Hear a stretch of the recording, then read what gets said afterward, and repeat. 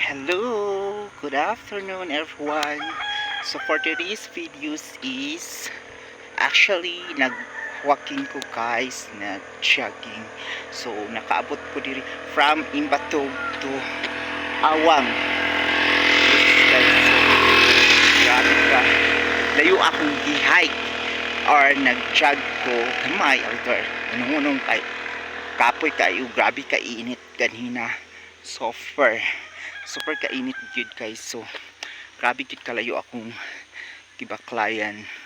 Yes, but solid man po akong pag jogging. Actually since na nagisakit ko guys, mao na gid akong kanang habit na ginhabit na nako siya na mag jogging.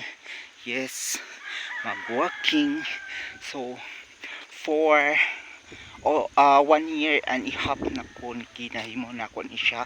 So nahimo na nako ni siya nga habit sa akong self nang mag-jogging like this.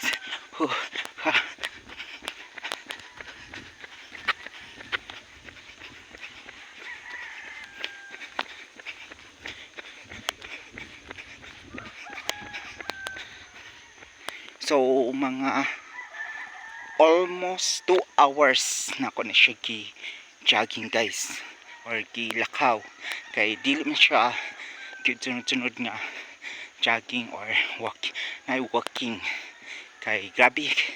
Nihawa ko dito sa Imbatog sa Balay mga 3:15. So nakaabot ko diri is mga 4:30, di ba? Almost 2 hours gid siya ang akong pag-jogging. That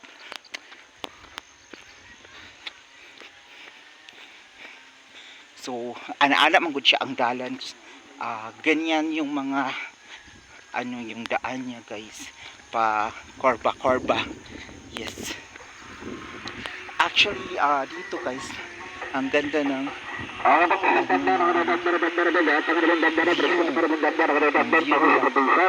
nice kayo.